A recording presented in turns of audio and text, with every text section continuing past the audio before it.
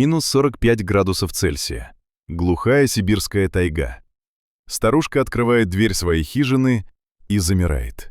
Прямо на пороге лежит почти замерзший медвежонок, едва дышащий. А в нескольких шагах в темноте стоит огромная дикая медведица.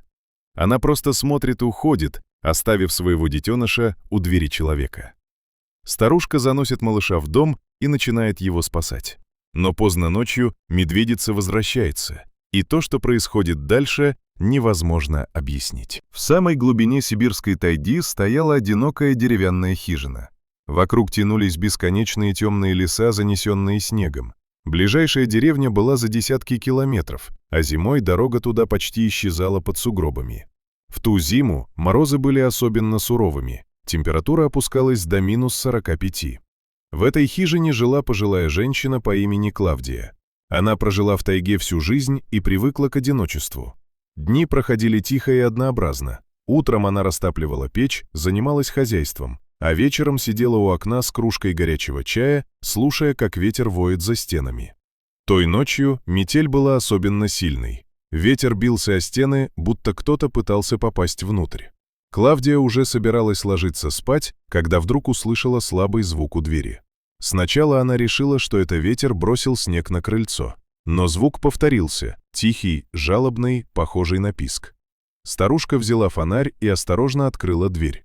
На крыльце, почти занесенный снегом, лежал маленький медвежонок. Он едва дышал и сильно дрожал от холода, а его шерсть покрылась инеем.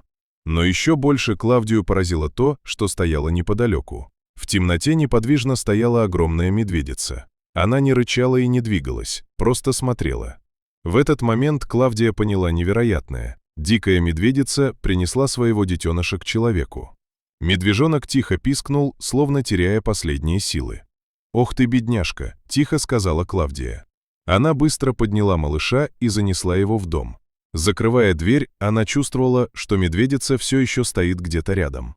В хижине было тепло. Печь потрескивала, наполняя комнату мягким светом. Клавдия завернула медвежонка в старые шерстяные одеяла и положила ближе к огню. Постепенно малыш начал согреваться. Старушка подогрела немного молока и осторожно дала ему несколько капель. Медвежонок слабо пошевелился и сделал первый глоток. Через некоторое время его дыхание стало спокойнее. Клавдия устало присела рядом и взглянула на дверь. Ей казалось, что медведица все еще где-то поблизости. Но внезапно тишину разорвал протяжный вой. Волки. Зимой голодные стаи иногда подходили к человеческим домам. Через несколько минут вой стал ближе. Клавдия выглянула в окно, и сердце у нее сжалось. Из темноты между деревьями появлялись серые тени. Сначала одна, потом еще несколько. Волки медленно приближались к хижине. Старушка крепче прижала к себе медвежонка. И вдруг из снежной метели вырвалась огромная тень. Это была медведица. Она поднялась на задние лапы и издала громкий рев, который прокатился по всей тайге. Волки остановились, а затем начали отступать. Когда медведица бросилась вперед, стая не выдержала и быстро скрылась в лесу. Через несколько секунд вокруг снова стало тихо. Медведица еще немного постояла возле дома, затем медленно подошла ближе. Клавдия осторожно приоткрыла дверь.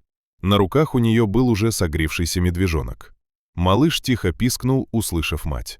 Медведица подошла на несколько шагов и остановилась. Она смотрела на своего детеныша и на женщину, которая спасла его. Несколько секунд они просто стояли молча. Потом медведица тихо фыркнула, развернулась и ушла обратно в снежную темноту леса вместе со своим медвежонком. Клавдия поняла одно. Даже в самой суровой тайге доброта никогда не остается без ответа.